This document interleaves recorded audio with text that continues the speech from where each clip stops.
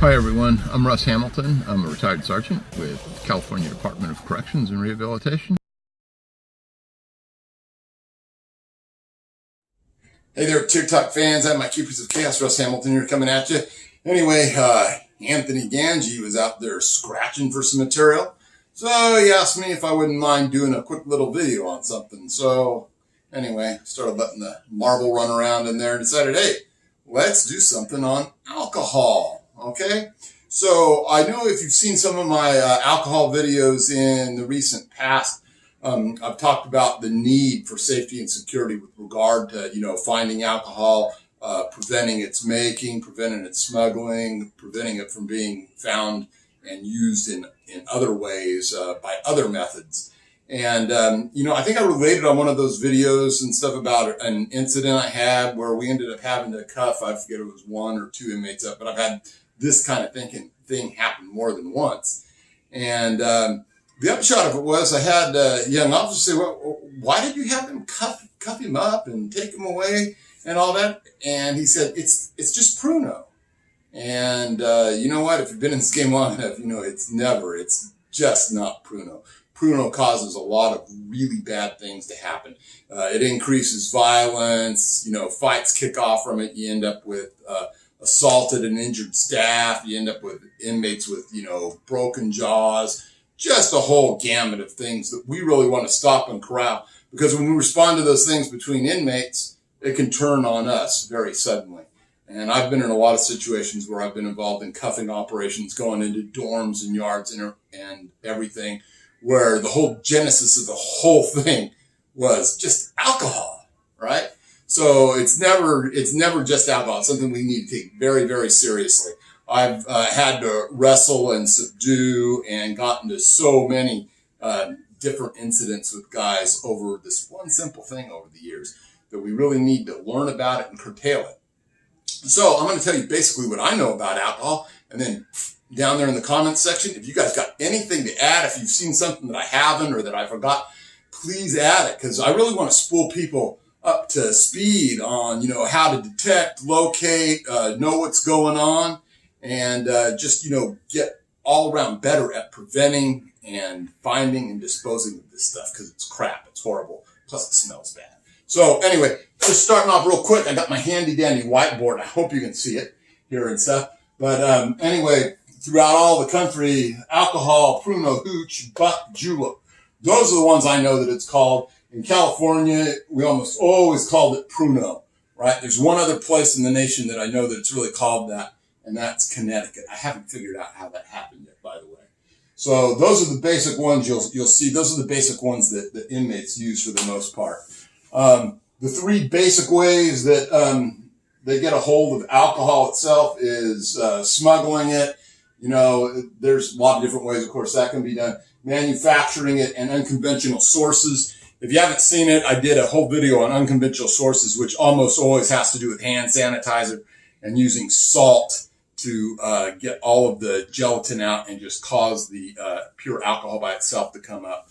Don't see it very often, but if they can get a hold of that, that's what they'll do. So you should check out that video if you get a chance. Maybe Anthony will put a link to that somewhere here too. So then, most common way though, of course, is manufacture, right? And the 2 things you need for manufacture are yeast and sugar, right? This is the formula right here. Probably not something we really need to know, but it's good to know that even us, prison officers can figure that stuff out. So anyway, your basic yeast, the way it basically goes is yeast takes and eats sugar and shits alcohol. It's really simple, right? So one thing that we have to do in all of our departments and all of our facilities and stuff is to control sugar. It's hard to control yeast. Sometimes they'll get it out of bread.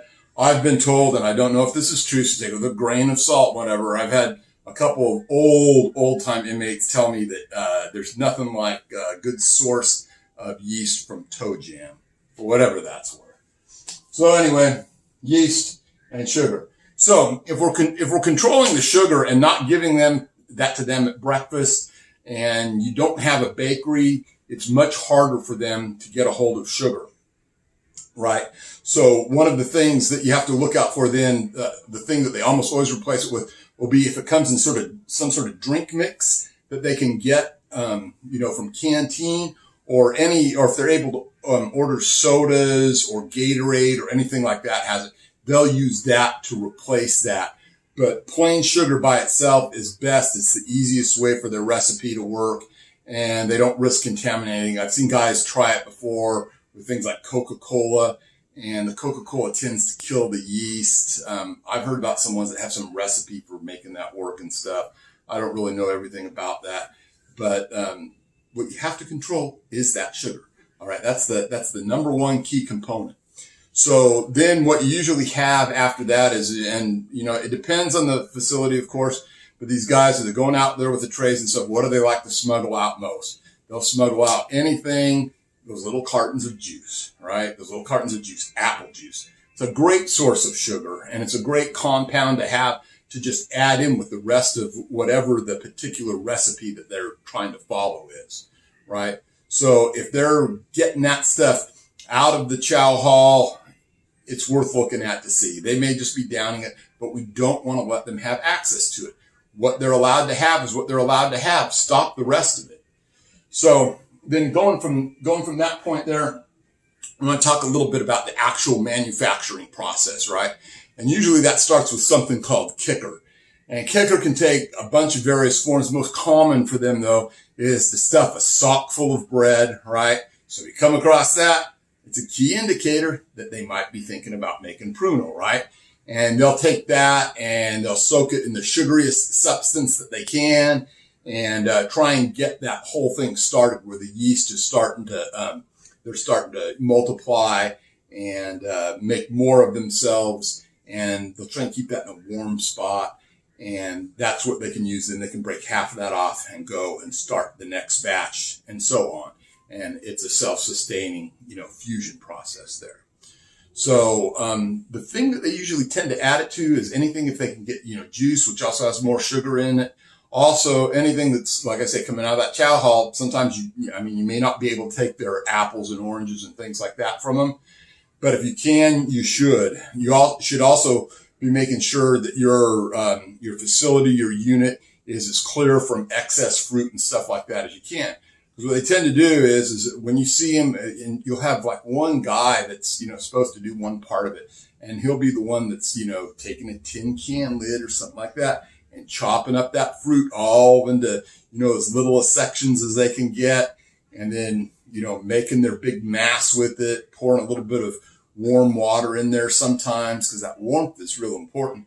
And then getting that process of having the yeast replicate and multiply. So that's the basic way that goes. Now, having said that, sometimes some of these guys, if they have access to some things, they'll take a little bit further than that. If you guys know what volatility is alcohol is much more volatile than water. And all that means is that it evaporates faster. And by evaporating faster, the fumes go up. So if they have a tube, what they can do is they can oftentimes loop a tube over and they can distill that. But it's a hard process. It's much more likely to be discovered.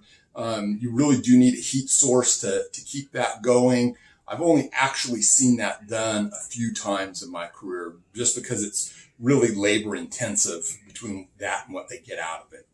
So from that point there, usually you'll find that they make this in large batches because it's that much easier to try and get a bunch to partition out. Smaller batches, I think that there's more that goes wrong with the recipe. I almost always see them in batches of at least, 1, 2, 3, 4, 5 gallons at a time. So having said all that, the next part that you come down to is where they hide it and how to detect it.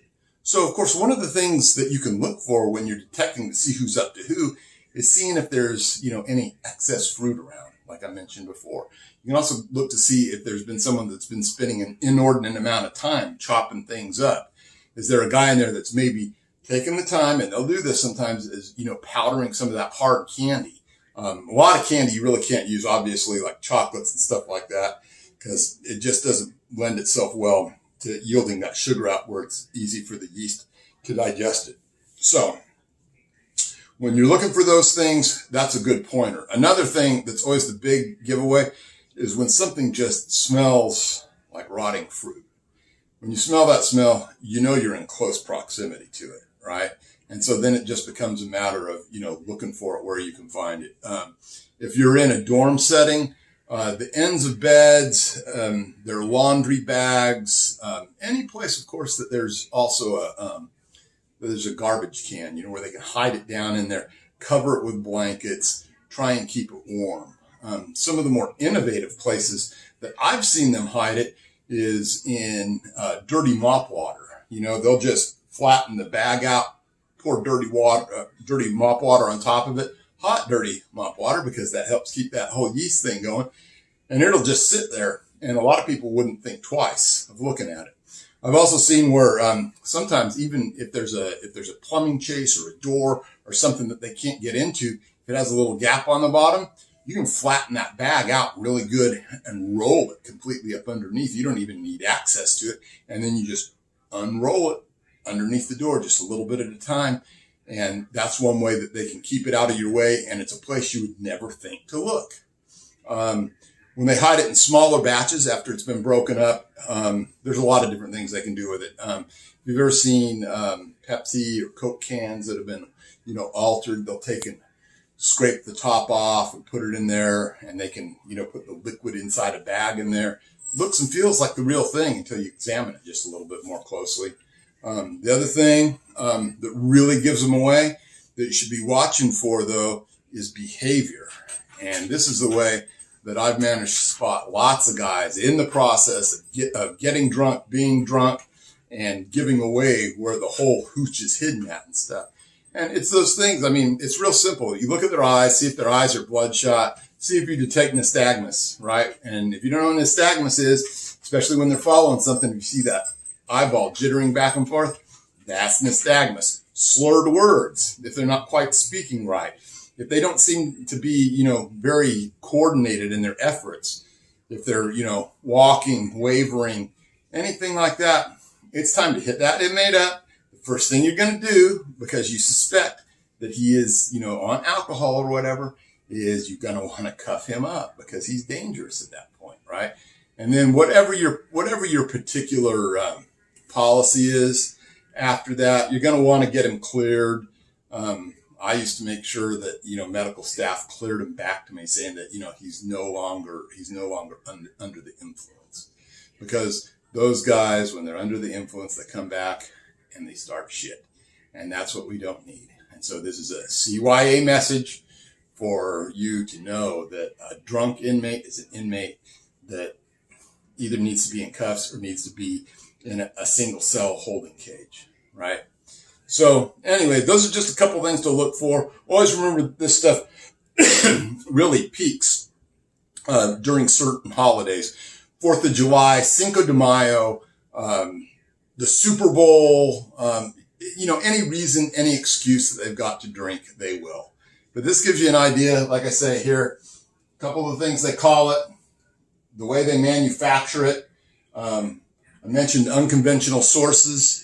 And I think that, when you take and you look at all this stuff and you manage to go out there and start making these PRUNO busts and keeping it from affecting your unit, you're going to have a safer, more secure unit, which means less staff injuries, less inmate injuries, and hopefully everyone goes home A-okay.